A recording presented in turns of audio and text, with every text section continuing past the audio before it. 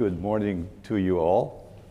I'm honored to have been asked to give this keynote address to this very rich and varied conference. And I'm obliged to you, Yvonne, and to the other organizers for entrusting me with speaking about the Saggiatore, which is, to me, a very difficult and complicated text. So, one reason for this difficulty is that the text is part scholastic and part comedic. Another reason is its apparent inconsistency. Galileo frequently violates his teaching that the book of nature is written only in geometrical characters, and he always disregards his very good advice that one should speak modestly about one's achievements. And although most of the book has to do with physical questions, it was not really a book about physics. It's really an exaggerated response of Galileo to a dispute that he himself had started between the powerful Jesuits of the Roman College and his own group, the Lincei, the Accademia dei Lincei. The dispute is probably better known today than it was in its own time, because although the work was known to be Galileo's and it was dedicated to a pope, it did not have a very large circulation. His publisher quite reasonably thought that only a few hundred copies would be sold.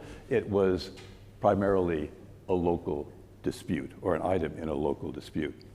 So I'm going to develop these assertions by describing the scholastic and comedic aspects of the Saggiatore before weighing its content as understood in its own time. And the result of my assay of the assayer is that the book's awkward form, polemical purpose, and stale questions account for the neglect it suffered until Italian politicians found some use for it during the Risorgimento. The rest of the world didn't find any use for it for another century until it became a principal text in the historiography of the scientific revolution. Then people found in the previously neglected Saggiatore the briefest, clearest, and most eloquent of Galileo's manifestos for a mathematical physics. So, let's begin. The scholastic and the comedic. The title page of the Saggiatore, which will be familiar, I suppose, to many of you, has personifications on it of natural philosophy on the left and of mathematics on the right. Philosophy's universe is a book and a solid ball bearing celestial objects. Her sister's is an abstract geometry of the heavens and a pair of calipers, and it is she, mathematics, who wears the crown. On the top ledge, two putti hold the arms of the Pope, Urban VIII, Barberini, whose bees would soon be buzzing all over Rome. And on the pedestal, a little animal, a lynx, struts under a wreath and another crown. These represent the two favorable audiences to the Saggiatore, the Roman court and, of course, the lynxes. Now, to appreciate this dispute and the comedic aspects of the Saggiatore, you'll need to keep in mind the main ingredients of the controversy, which I'm sorry to say is a little bit complicated, though not intellectually challenging. Now, the scholastic part of the Saggiatore consists of a paragraph-by-paragraph analysis of the Libra Astronomica et Philosophica by one Lotario Sarsi, who pretends to be a student of Orazio Grassi, a professor of mathematics at the Roman College. Galileo quotes each paragraph of the Libra in its original Latin before trying to annihilate it in Italian. The technique gave occasion for witty diversions, but the modern reader who tires easily may find it tedious rather than amusing. But in contrast, the comedic aspects of the Saggiatore are usually successful, although they are not usually appreciated.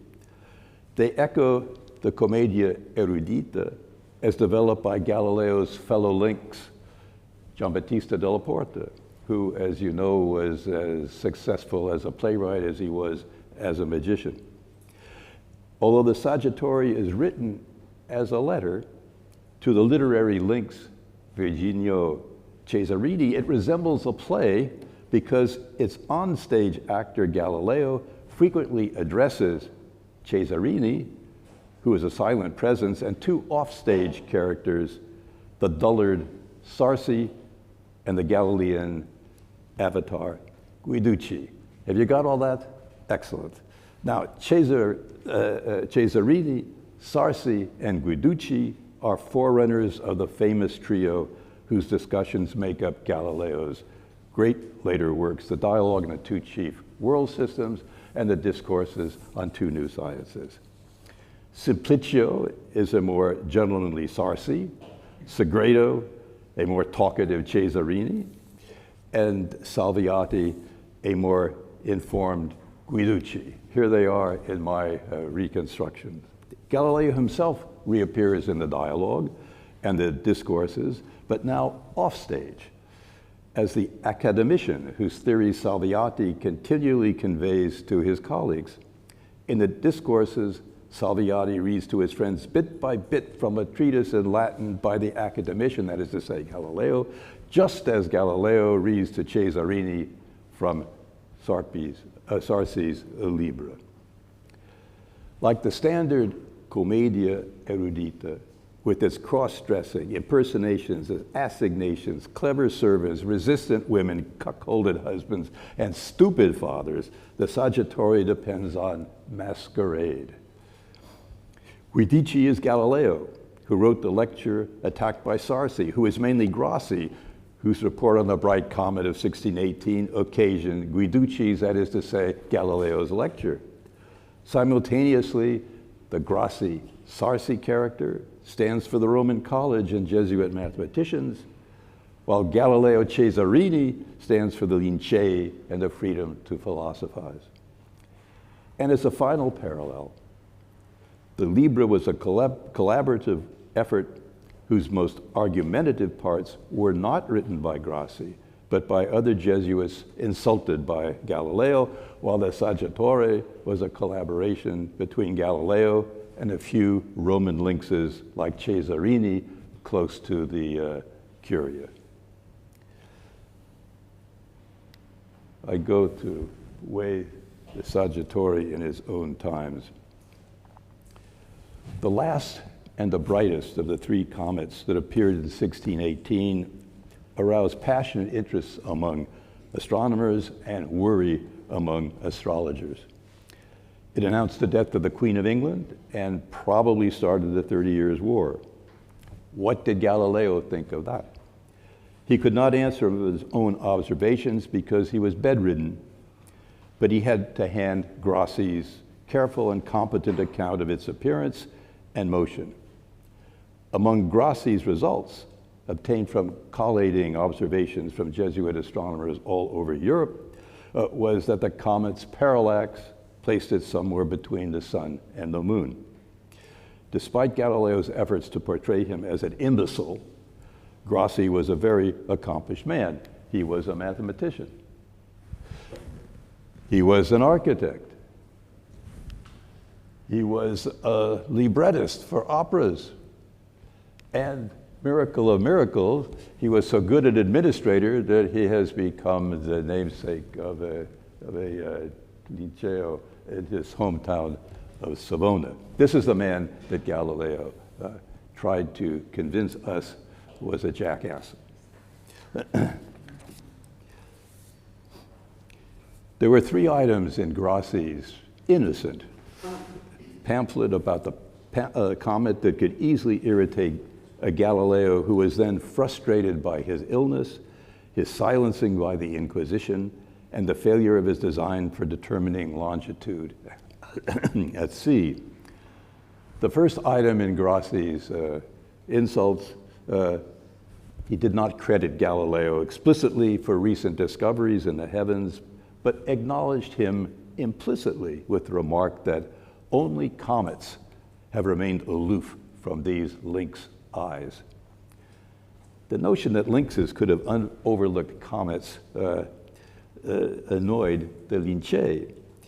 Prominent lynxes pushed Galileo to widen the conflict from a disagreement over comets to a confrontation of the practices of lynxes and Jesuits. The second item that grated on an overly sensitive Galileo was Grossi's conjectural placement of the comet in a planet-like orbit around the sun, as taught by Tycho Brahe, and Grossi's opinion that certain details about the tail of the comet agreed with ideas of Kepler. These particulars indicated a rapprochement between the Jesuits and the heretic Protestant astronomers, both of whom Grossi mentioned by name and distinction to Galileo, who, as you will recall, he just mentioned as an anonymous lynx. The third irritant was much worse than the previous two. Grossi intimated that the lynxes did not understand how the telescope made stars invisible to the naked eye perceptible. Feeling impelled to reply to Grossi, but unwilling to joust with a young man whom he deemed unworthy of his mettle, Galileo appointed Guiducci to deliver his answer. Guiducci made short work of the three irritants I have mentioned. He identified Grossi's anonymous lynx as none other than academician Galileo, the noble and sublime intellect who adorns the present age. He undermined Grossi's judgment by portraying Tycho as an incompetent astronomer and geometer, and he attacked Grossi directly over optical theory. Now, Grossi understood that the telescope does not make invisible stars visible by enlarging them. Nonsense, Guiducci replied. If the instrument magnifies visible objects, it must do the same to invisible ones. And if it enlarges these enough, they become visible. Guiducci and Galileo put great store in this argument, which is really a non sequitur. If it were false, they said, their foundations would be so too. But if ours are true and those of other people are false, let these others be assured that we shall justly pass upon them the judgment that they wrongly make against us. And so Galileo immediately raises the question, not from error, but to a crime, a moral fault. But Grossi's gravest error, according to Guiducci, was not his criminal optical theory, but his pathetic way of reasoning. He had ascribed parallax to the comet without first proving that comets are the sorts of things capable of exhibiting parallax. Galileo pointed out that if comets were earthy exhalations or vapors illuminated by the sun in the manner of a rainbow, they would not show parallax. Grossi had neglected to prove that comets were not like rainbows and auroras before rushing to measure their parallax. Well, now it was the Jesuits' turn to be indignant. Why should Grossi have to disapprove Galileo's theory, which incidentally had not yet been published, before developing his own? Hiding behind his disciple without provocation, Galileo had accused the mathematicians of the Roman college, people who had befriended him and confirmed his telescopic observations, of inexcusable ignorance in optics, perspective, and method. The fathers of the college and Jesuit mathematicians further afield urged Grossi to respond and helped him to do so under the collective masquerade of Sarsi. It would have been demeaning, of course, for their principal mathematician, Grossi, to have fought in propria persona against the Galilean stand-in, Guiducci. Galileo divided Sarsi's Libra into 53 bits and answered each ponderously as if he were writing a scholastic commentary on a significant medieval text. As we know, he addressed his answers to Cesarini, who was simultaneously present and absent, and also oddly both a lynx and a Jesuit, where he had been educated at the Roman College and was secretly negotiating a rapid entry into the Society of Jesus while also assisting the publication of the Saggiatore. A conflict of interest. Galileo begins his essay of the Libra with its title. Sarsi chose it, that is the title, because the comet first became visible in the constellation of the Balance, which suggested that weighing would be the best way to show the faults of Galileo's Guiducci's treatise. This is the complete Grassi, but here are the two characters of the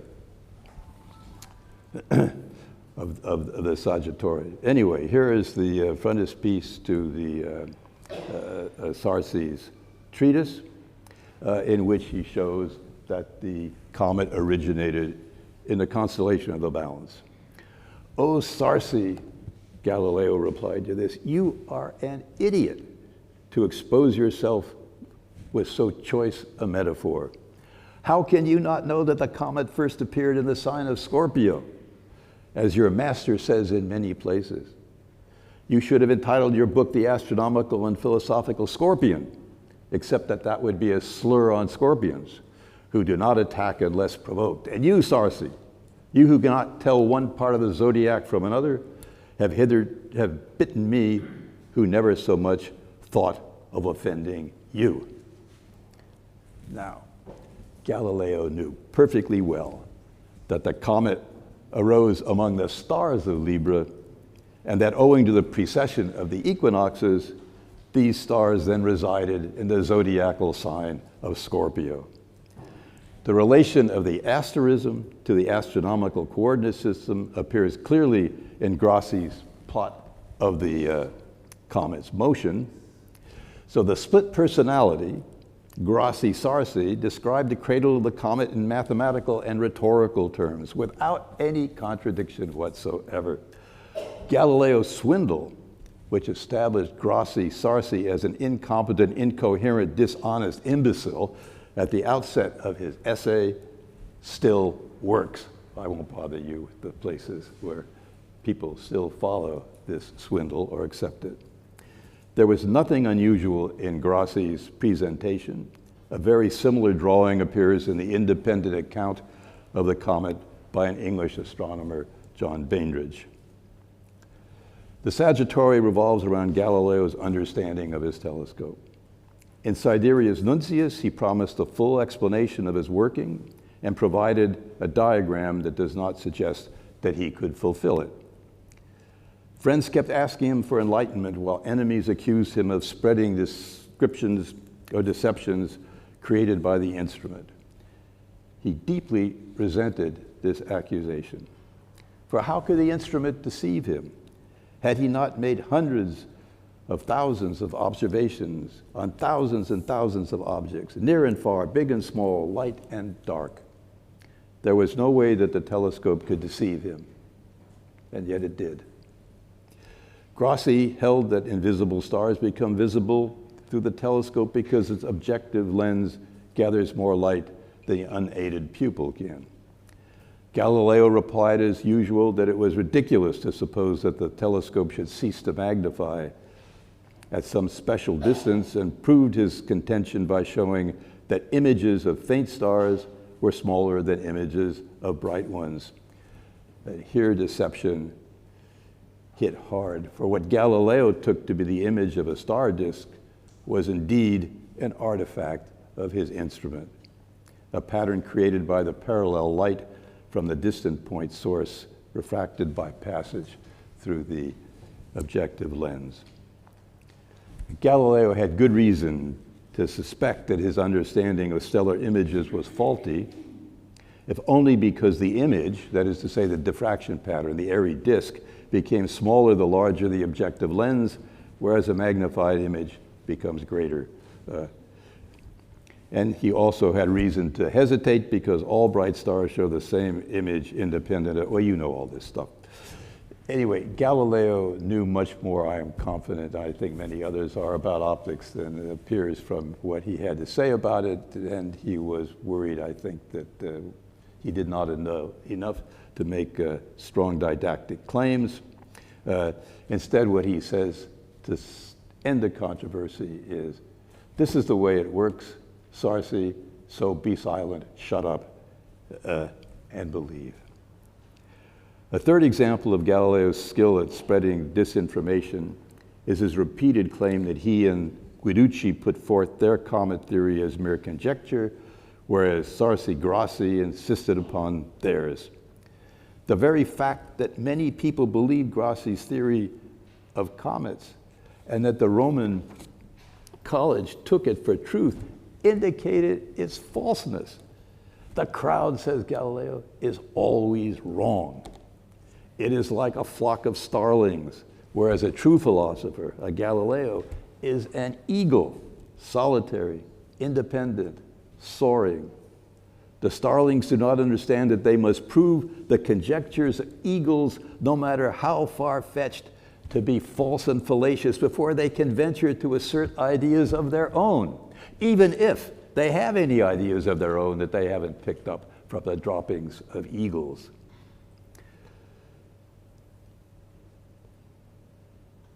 There are, however, 4 short digressions in the Saggiatore that underlie its current reputation.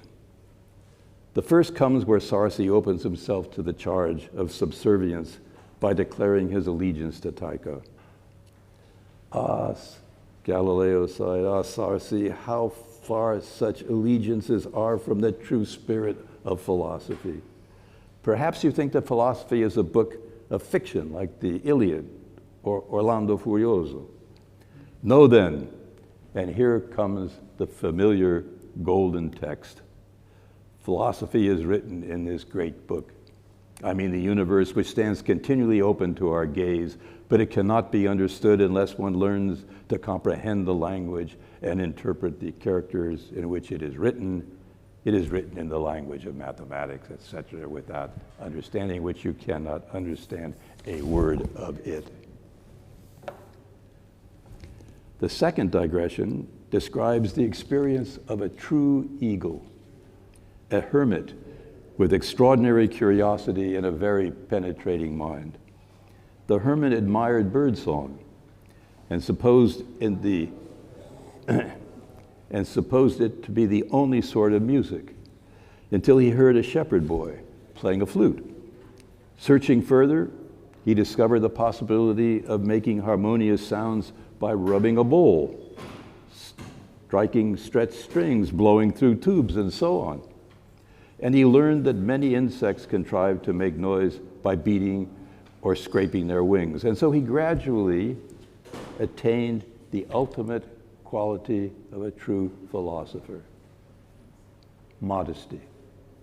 Galileo appealed to this quality, so different to the character the vulgar ascribed to mathematicians, to excuse his inability to say exactly how an earthly emanation becomes a comet.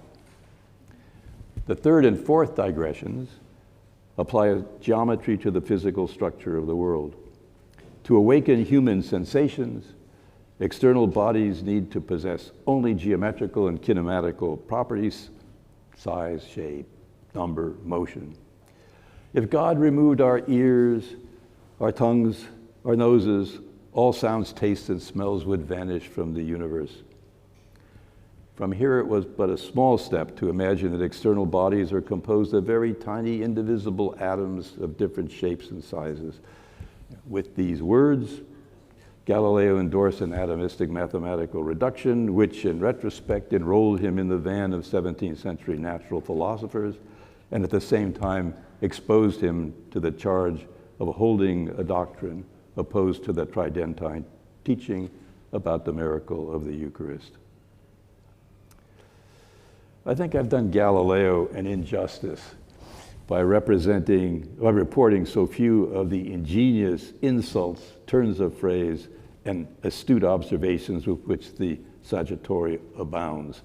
For example, taking advantage of Sarsi's pose as a student of Grassi, Galileo often treats him as a beginner and presents himself as a professor honor-bound to correct the errors of unfortunate strayed sheep. Much of this is pure rhetoric and more amusing to a modern reader because the bombastic tutor Galileo was often as much in error as his tutee Sarsi. I turn now to the Saggiatore as exploited in later times. Superseded in substance and style by the dialogue, the Saggiatore dropped from sight apart from inclusion in Galileo's collected works for over 2 centuries. The first freestanding Italian edition appeared in 1864, edited by Giuseppe Chiarini, a fervent Republican and anti-clerical, employed in the newly united Italy's Ministry of Public Education. It is a golden book, he says, by a man with a spark of divinity, although to be sure, the gold is marred and the spark obscured by quotation of 53 specimens of Sarsi's Latin. As a patriot and literary critic, Chiarini was concerned to claim for Galileo everything Galileo thought he owned, and so he accepted Galileo's accusations of plagiary and jealousy on the part of the Jesuits. The identification of Galileo as a fair assayer, which became a standard, had appeared as early as 1819 in Il Saggiatore Giornale Italiano, whose major business was to scrutinize the state of education in the peninsula and to claim Italian intellectual property that foreigners had appropriated. In explanation of their choice of title, the editors wrote that it should be obvious to any Florentine that it referred to the greatest man that nature had produced.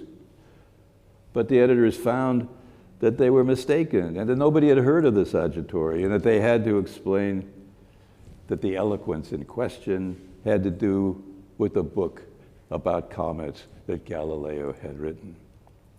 Another serial entitled Saggiatore weighed in briefly in 1849, edited by the priest, philosopher, and politician Vincenzo Gioberti, who worked hard at removing foreign influences, Jesuits, and the papacy from Italy. Gioberti easily identified with Galileo because he too had spent some time enjoying the hospitality of the Inquisition and had books on the index of prohibited books. The title of Saggiatore, he wrote, suggests that we are free from all partisanship and intend to weigh and resolve all reasonable and solid opinions with an impartial balance. There are many modern works that echo the same thing. For example, Il Saggiatore Musicale, established in 1993, which explicitly took its title from Galileo's Discourse on Comets. And as you no doubt all know, in 1985, the Società Italiana di Fisica named its bulletin Il Nuovo Saggiatore. A century elapsed between the publication of the first freestanding Italian edition of Galileo's Saggiatore and Stillman Drake's translation in 1960. There are now many Italian versions and also translations into French, Spanish, and Japanese, as well as English, and maybe more languages as well. What caused this modern cornucopia of editions and translations of Galilean texts? Well, it accompanied the growth of the history of science as an academic discipline after World War II. The core of the discipline's historiography then was its treatment of the scientific revolution inspired by Alexandre Koyré's Études Galiléennes. Koyré claimed Galileo as a hero of the revolution for his program for the mathematization of physics. But he did not refer to the Saggiatore because in 1939, it still was not widely read or known outside of Italy, the time, 1939, when he wrote his Études. Others, however, who write in Koire's intellectualist mode, have made this witty and accessible passage a principal text in Galileo's manifesto for mathematics. Therefore, in celebrating the Saggiatore, we are affirming the story of the scientific revolution as developed by our predecessors 3/4 of a century ago. We do not admire the book for most of its content, but for its optimistic glimpse of a new sort of physics. That is the critical point. Bashing latter-day Aristotelians, griping about plagiarism and insufficient acknowledgement, quibbling over logical points, these may make us smile in the Saggiatore, but not admire. But Galileo's optimism, his belief that the human mind can attain a knowledge of nature as secure as Euclid's elements, raised the Saggiatore to a level his opponents could not reach. It is this optimism, even more than the Platonic kinematics that promoted Galileo into the van of the historiography of science, that best justifies celebration of the 400th anniversary of the publication of the Saggiatore. Since we have the benefit of hindsight, we know that Galileo's belief in the possibility and utility of a mathematical physics has been justified beyond measure. And we can wonder even more at his optimism because we know that his sunny expectations for a mathematical physics would soon be eclipsed for him by the banning of his great dialogue on the two chief world systems and his forced abjuration, detention, and disgrace. Despite the enduring depression that resulted, Galileo employed his first years under house arrest in preparing extended examples of the mathematical physics he had in mind and publishing them courageously against papal orders in his two new sciences. The literary histories of these masterpieces began with the Saggiatore. Which is the more remarkable, since the Saggiatore was the unlikely outcome of a gratuitous duel over comets started by Galileo in a gloomy period of illness and depression. But as all astrologers know, it is hard to foretell the workings of comets. Thank you for your attention.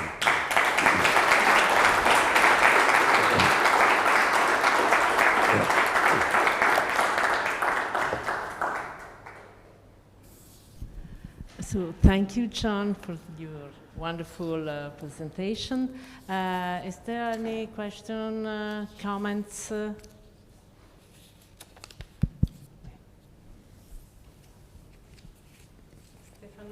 do you want? I fear that my American accent has not made my particularly clear. I think not. So I was wondering, how is the end of the story of the relationship between Orazio Grassi and Galileo? How they left, the discussion?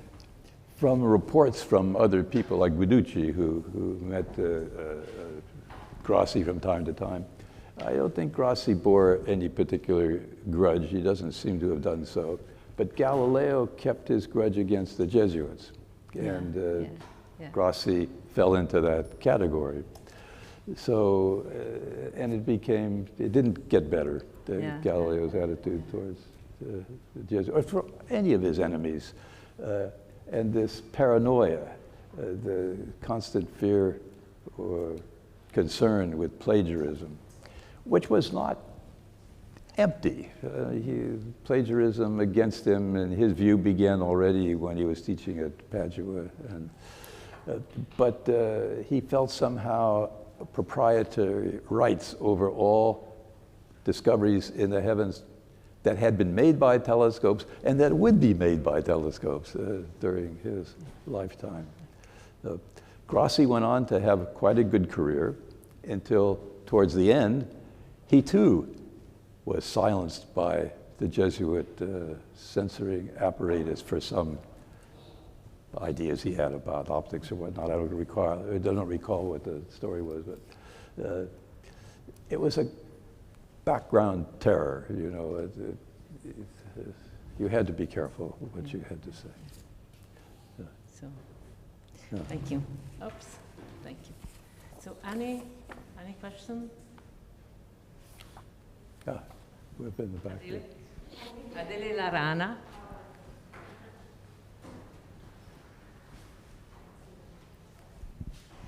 Thank you so much for this wonderful talk. I was just wondering on this last picture you're showing, in which we see this journal that takes the name of Galileo's opera. If I well understand, this is an actual betrayal of what Galileo was telling, of criticizing authority and looking at nature with your own eyes, and this is the exact opposite. It's just using Galileo as a new authority on whom one can base, one must trust. If I understand, this is a betrayal, and yeah, I could not catch all the words you were saying while speaking, so I could not understand very well. I just wanted to understand how this means that Galileo was made instrumental to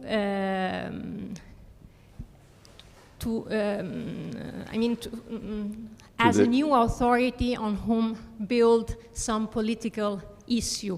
Okay, I'm not sure. I'm sorry I didn't catch everything you said, but the question had to do with how Galileo's image then was exploited as that of the mathematical physicist for the historiography. Here, Pardon? Here, he's taken as an authority. Yes, right. Whereas, so she sees this as a betrayal of Galileo himself, since in the Società, Galileo claims that we need to look at nature with our own eyes without taking any authority. That's the point, I guess. I don't think I have seized on the question. No, that's a remark as far as yes, right. But the idea that behind it, to make of Galileo a hero in the 19th century. See, I think, though I'm not as secure about this as I wish I were, Galileo's reputation went down in the 18th century. Of course, he is mentioned frequently. I don't want to pretend that there's a void, but it goes down and then it comes up in the 19th century when the Protestants decide to use him as a great club to beat the Restoration, the Catholic establishment after the Napoleonic Wars, et cetera, and you get all this business about Galileo in prison, Galileo tortured, Galileo this and that. And then you get this other side, which is Galileo, the national hero, the greatest man who ever lived, a symbol, among others, of the personification of the United Italy, and so forth, until you get to the national edition of Galileo by Favaro at the end of the century. So I think that we have constructed, of course we all know, we're historians, we know perfectly well that we construct the past, and we have taken Galileo as a symbol for this mathematical physics in which we all devoutly believe was the greatest thing that's ever been invented. Although, and this I did not go into because it was not, I think, particularly pertinent to my subject matter, Galileo's concept of a mathematical physics is quite different from our concept of a mathematical physics. It's primarily kinematics. He does without forces. And if you really want to look for the father of mathematical physics, you might prefer to look at Kepler or something. But the choice, for various historical reasons, happened to turn out to be Galileo. I don't know if that's at all pertinent to your question or not, but